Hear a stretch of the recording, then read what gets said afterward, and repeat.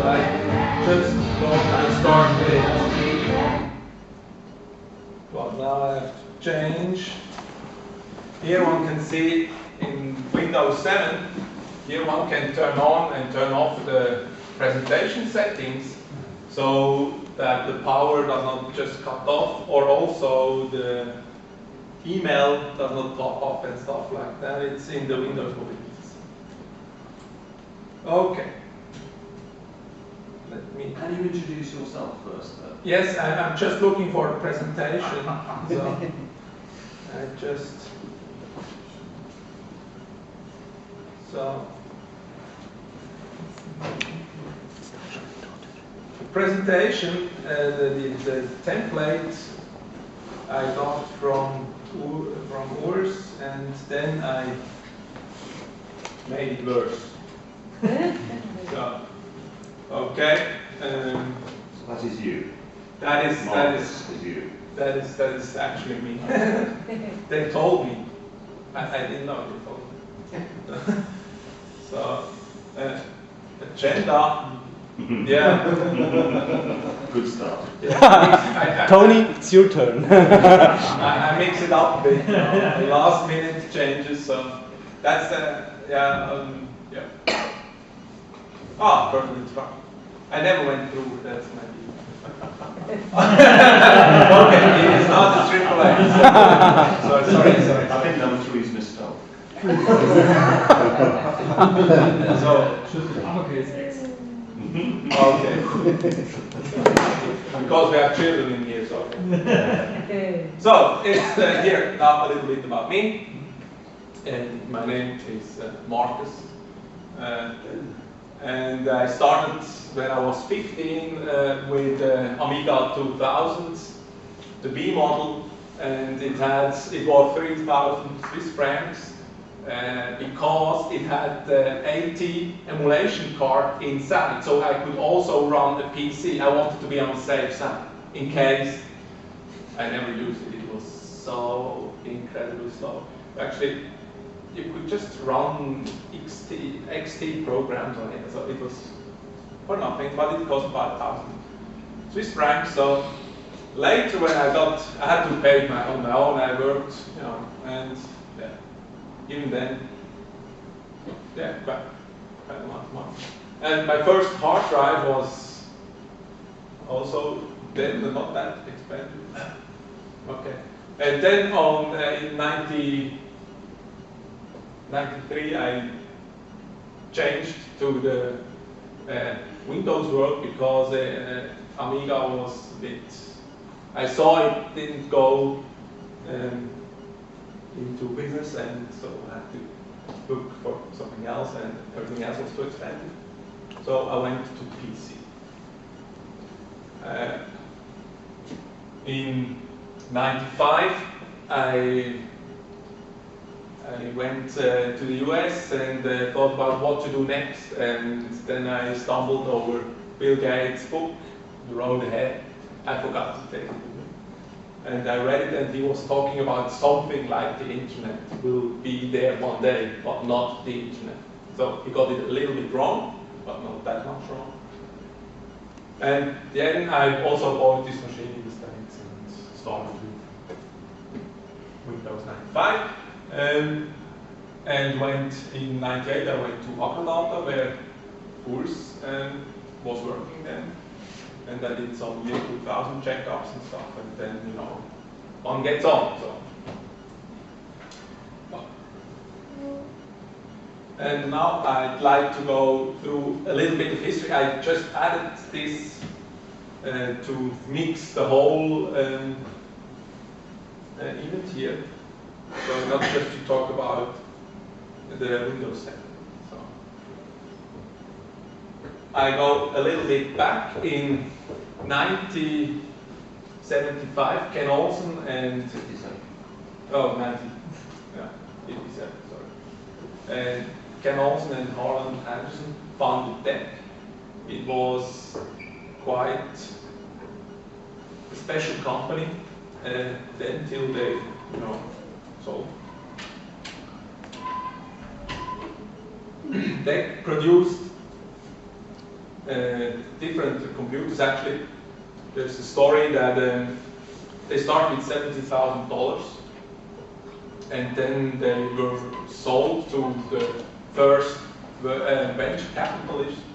And this group said, you know, you have to change the name. They wanted to name it Digital Computer Company. And the investor, the venture capitalist, said, that's not a good name. We don't want to wake up sleeping bears. And he meant idea. If you put computer into it, then you get other people who might be looking at you. So they did it undercover and called it Digital Equipment Company, and did quite amazing stuff there.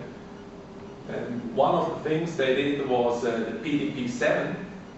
PDP-7 was a computer they developed B and C, and then later Ken Thompson programmed Unix on it. So in '68 they introduced PDP-10, which was a mainframe, and on this machine Bill Gates started to program when he had free time, or he got time at the school. He was in, I guess it was Harvard then, he was at Harvard. And he did a little game there, and this was quite successful. So, and also he did some driving test software where the people could go through the driving software and had to pay him to, you know, as a driving test with questions and stuff like that. And he did it there, and he earned his first money. The way it came to the Unix actually was Ken Thompson and Dennis Ritchie. They worked at Bell Labs at AT&T, and the machine they had was not that sophisticated, and Ken Thompson wanted to program a game, and it was called Space Travels. And to program this game, this machine they had at AT&T was just not sophisticated enough. So I thought, yeah, we have to tell our boss that we need a speedy machine. And then they were reviewed, because what for do you need a better machine? It's working fine for me, and it's not necessary. Then then later, the boss came to them and asked them, you know, here one can do word processing with the computer and stuff, and it would be fine if you could do me a word processor and stuff like that.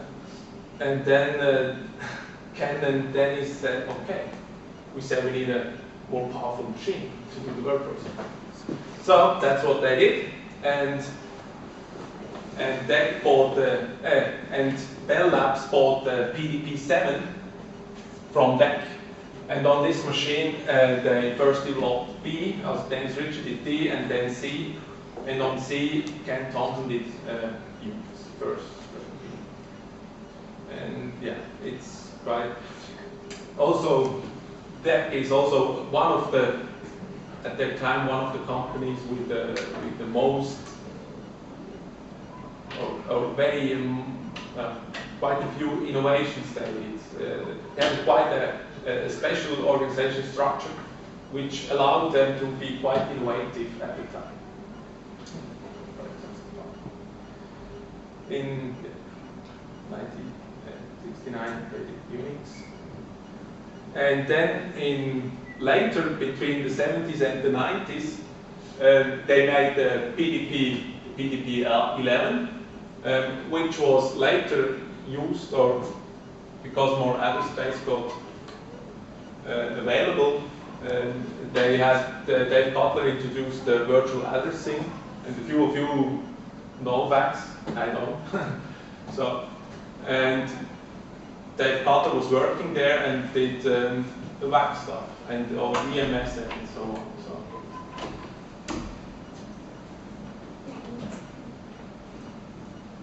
Then now a little bit of a break. In '77, Apple made the Apple II, now we have over there Apple III, but it's also a bit not with the GUI. And Apple II had a killer app. It was VisiCalc, and Apple was at the time the biggest personal computer manufacturer. They had the most PCs out at the time. Microsoft in the 80s, Microsoft formed a partnership with IBM, and I think IBM thought they got lucky, but actually Microsoft got lucky. And in 81, first version, and first Windows version was there.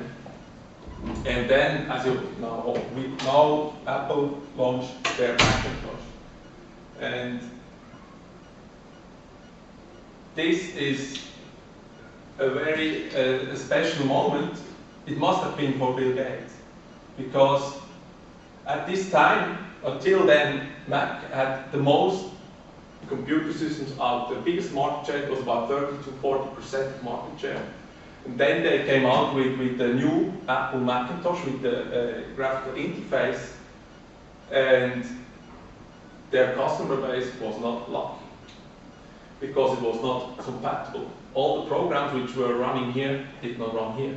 And a lot of schools had Apples, and they got quite angry at Apple because all their software was then not working on the new machine anymore. And somehow Bill Gates, it must have quite an impression on him. And also Apple till now never recovered from the loss of their user base then, because afterwards they never got that high as they were before. So it was quite a shock to them.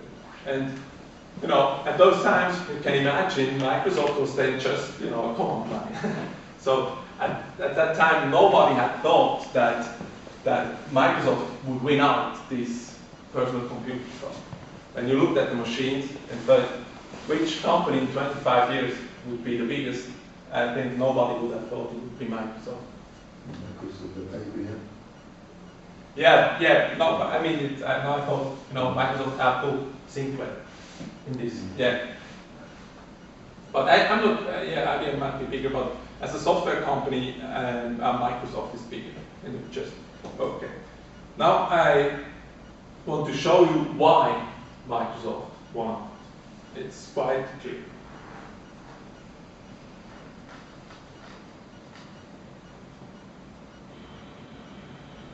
How much do you think this advanced operating environment worth? Wait just 1 minute before you answer. Watch as Windows integrates Focus 123 with Miami Vice.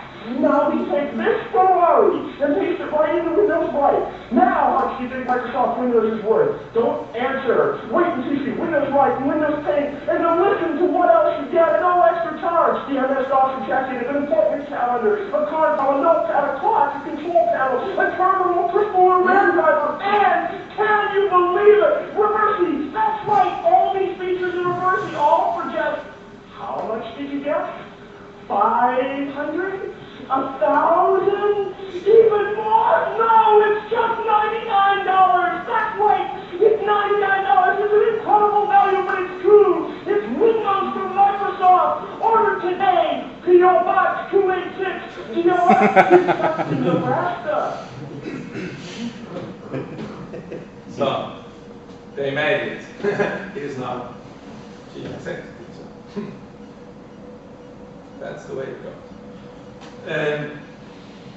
Now, to show the difference between Microsoft made a partnership with in 1980 with IBM to build the OS2. That was the time they tried to make their new operating system. Microsoft was well aware that their system was not a good system, so that was not the issue. So now these are commercials from